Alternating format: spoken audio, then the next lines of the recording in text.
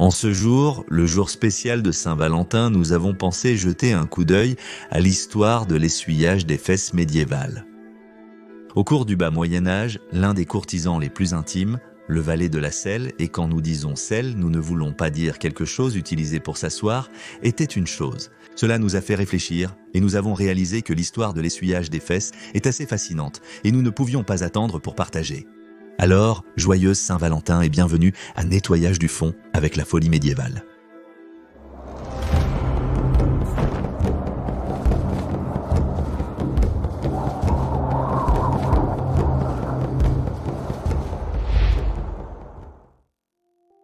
Bruit de décoffrage. Depuis le début de la civilisation, nous ne pouvons que deviner la variété d'outils naturels utilisés par les humains pour l'hygiène anale. Mousse, plumes, feuilles, herbes, fourrures, bâtons, leurs propres mains ou celles d'autrui, eau ou neige ont probablement tous été utilisés pour se nettoyer à un moment donné. On pense que les Minoans, une civilisation de l'âge du bronze de l'île grecque de Crète, ont inventé les toutes premières toilettes à chasse d'eau il y a environ 4000 ans. Pour se nettoyer, les anciens Grecs utilisaient soit des cailloux, des posois, soit des morceaux de poterie cassés appelés ostraka. Dans l'Athènes classique, lorsqu'une décision d'exiler un citoyen était prise, les votes étaient exprimés en écrivant le nom de la personne à exiler sur un fragment d'ostraka. Si les bulletins de vote étaient très défavorables à quelqu'un, il était banni de la ville pour 10 ans. C'est de là que vient le terme ostracisme. Des chercheurs ont suggéré que les fragments d'un vote auraient pu être réutilisés pour essuyer le derrière afin d'insulter la personne exilée en souillant son nom. De nombreux perçois ont été trouvés dans les toilettes grecques et romaines partout autour de la Méditerranée. À l'Agora, espace public central d'Athènes, les perçois mesurèrent de 3 à 10 cm de diamètre et avaient été des bords lisses pour minimiser les dommages aux fesses, bien qu'il soit probable que l'utilisation à long terme de tels instruments grossiers aurait entraîné un postérieur extrêmement douloureux et la probabilité d'hémorroïdes externes. Une coupe à vin grecque du VIe siècle avant Jésus-Christ a été découverte à Orvieto en Italie. Elle montre un homme accroupi pour déféquer avec une canne dans une main pour maintenir son équilibre et un caillou dans l'autre pour nettoyer ses fesses. Un ancien proverbe grec souligne les avantages de la frugalité en déclarant que, je cite, « 3 pierres suffisent pour se nettoyer le cul ». Une situation délicate.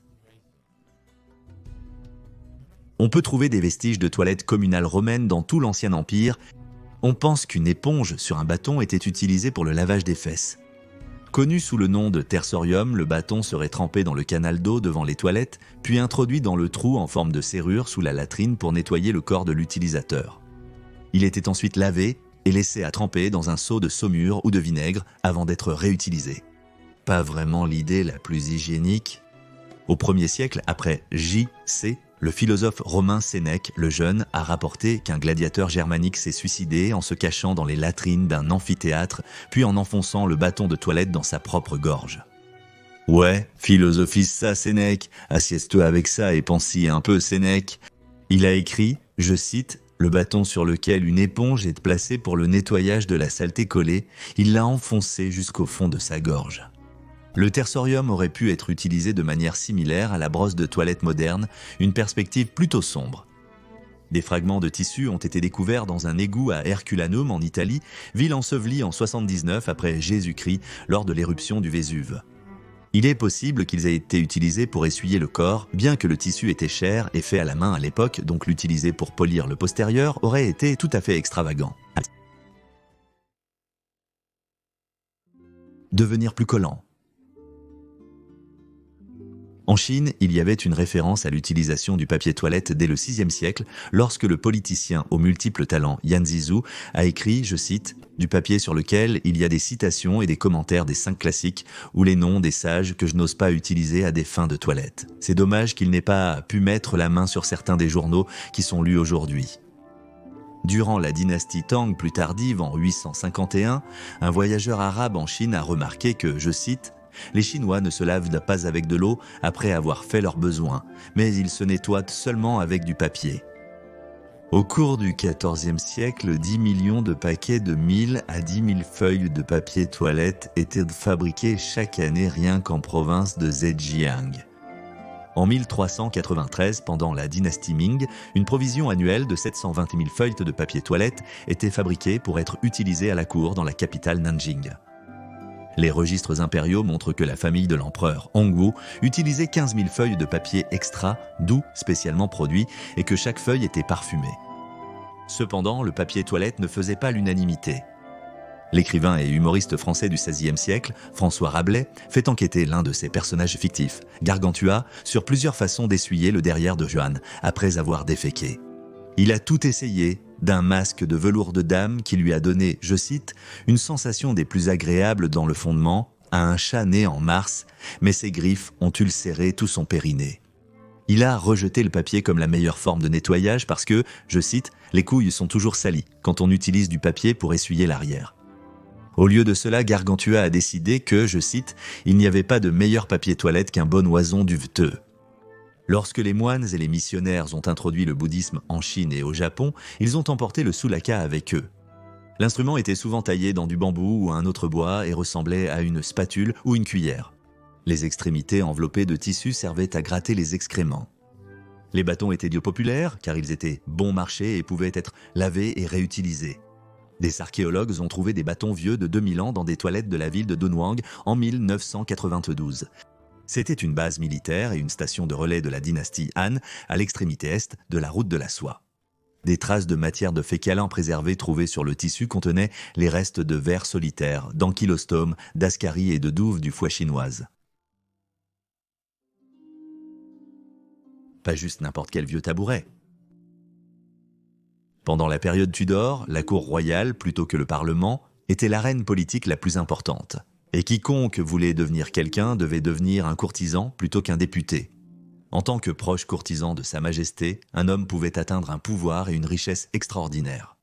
Dans son livre, Henri Prince Vertueux, l'historien Tudor David Starkey a expliqué comment, je cite, « en 1493, Henri VII avait rompu avec la tradition et créé un nouveau département de la maison royale.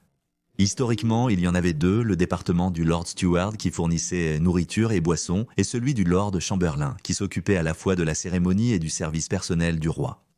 À ceci, Henri a ajouté un troisième, la chambre secrète ou privée. Cela a pris en charge le service corporel du roi. Elle était également utilisée, comme son nom l'indique, pour imposer une séparation beaucoup plus rigoureuse entre la vie publique et privée du roi. En tant que titulaire du poste de valet de chambre, personne ne pouvait être plus proche ou plus intime avec le roi, car il était en charge de la commode du monarque ou tabouret rapproché et aidait le roi lorsqu'il se soulageait. Au début, le travail consistait à aider le roi à se déshabiller avant de s'asseoir sur son chiffonnier. Mais il est fort probable qu'il essuyait et lavait également le derrière royal. Comme le roi et sa suite voyagèrent souvent de palais en palais et passèrent beaucoup de temps à visiter les maisons de ses sujets les plus riches, des arrangements devaient y être mis en place pour la garde de l'écurie ou de la chaise elle-même. Il fallait trouver une pièce privée appropriée où des rideaux pouvaient être accrochés et des ustensiles de lavage tels qu'un bol d'eau et des serviettes pouvaient être fournis. C'était généralement près de la chambre du roi où les gentilshommes de sa chambre privée étaient à proximité. Déshabiller et rhabiller un monarque n'était pas non plus une tâche facile, surtout en hiver lorsque les vêtements étaient épais et lourds et avaient souvent des fermetures compliquées. L'homme choisi par Henri VII pour ce rôle des plus intimes devait être quelqu'un en qui il pouvait avoir une confiance totale, quelqu'un avec qui il se sentait à l'aise et en qui il pouvait se confier. Il a choisi Hugues Denise, dont le grand-père était chevalier. Denise s'est marié et est devenu non seulement l'aide d'Henri Tudor pour ses ablutions, mais aussi le trésorier du roi en gravissant les échelons.